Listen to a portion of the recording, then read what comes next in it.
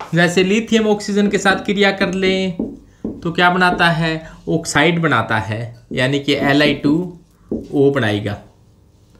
तो आप संतुलित करना चाहते हो तो ये 4 ले लो,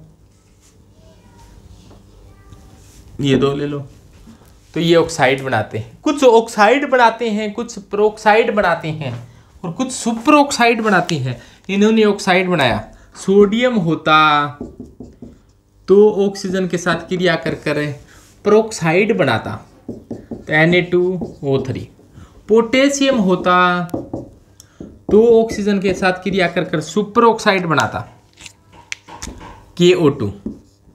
अब ऑक्साइड, प्रोक्साइड, सुपर ऑक्साइड का अर्थ क्या है? ऑक्साइड का मतलब होता है जिसमें ऑक्सीजन पर, ऑक्साइड में क्या होता है, ऑक्सीजन पर -2 होता है, ऑक्सीजन की ऑक्सीडेशन स्टेट -2 होती है। प्रोक्साइड, प्रोक्साइड का मतलब N2O2, यानी कि ऑक्सीजन ऑक्सीजन के बीच में सिंगल बंद है और साथ में क्या जुड़ा है, सोडियम और सोडियम, इसे कहा जाता है प्रोक्साइड। प्रोक्साइड में ऑक्सीजन ऑक्सीजन लिंकेज पाई जाती है, पर ऑक्साइड, प्रोक्साइड में क्या होता है कि ऑक्सीजन O2 पर -2 होता है, यानी कि ऑक्सीजन पर क्या होता है, 1 पर -1 होता है। O2 पर -2 होता है तो 1 पर क्या हो गया, O पर -1।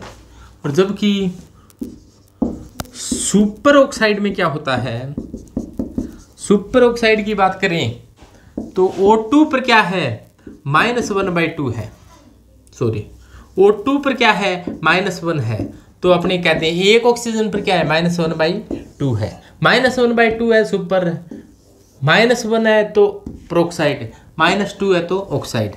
या मैं ऐसे शॉर्ट में बता दूं, ऑक्साइड पर ऑक्साइड, सुपर ऑक्साइड, ऑक्साइड में -2, प्रोक्साइड में -1, सुपर ऑक्साइड में -1/2। ऑक्सीजन का ऑक्सीडेशन स्टेट होगी, ऑक्सीजन की ऑक्सीडेशन स्टेट ये होगी, ऑक्साइड में -2, प्रोक्साइड में -1 और सुपर ऑक्साइड में -1/2। तो ये होती है ऑक्सीडेशन स्टेट। ऑक्साइड में -2 ऑक्सीजन की ऑक्सीडेशन स्टेट, प्रोक्साइड में -1, सुपर ऑक्साइड में -1/2। ध्यान ये देना है कि पोटेशियम है वो सुपर ऑक्साइड बनाता है।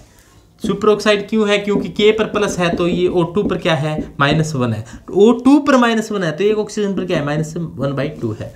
N2O2 में 2 सोडियम है तो इस पर O2 पर क्या है, -2 है तो एक ऑक्सीजन पर क्या है, -1 है। यहाँ पर O पर क्या है, -2 है। तो इस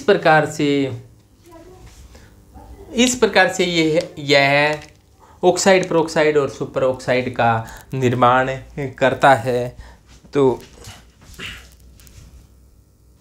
नाइट्रोजन के साथ क्रिया, अगला बात करते हैं अपने नाइट्रोजन के साथ क्रिया, N2 के साथ क्रिया।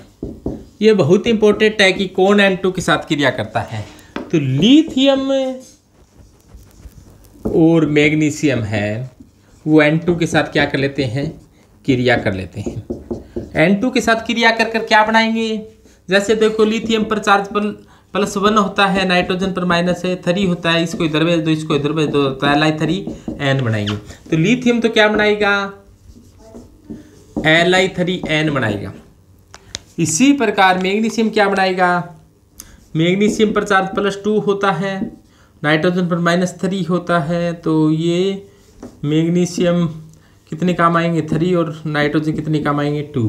तो यहाँ पर जो बनेगा वो क्या होगा, Mg3N2 बनेगा। तो इस प्रकार से लिथियम और मैग्नीशियम है वो नाइट्राइट बनाते हैं। क्या बनाते हैं, नाइट्राइट बनाते हैं। तो ये बहुत बार पूछा जाता है कि कौन नाइट्राइट बना सकते हैं। लिथियम और मैग्नीशियम है वो नाइट्राइट का निर्माण करते हैं। जल के साथ क्रिया की बात करते हैं अगला, कि जल के साथ क्रिया कैसे करते हैं ये। जैसे सोडियम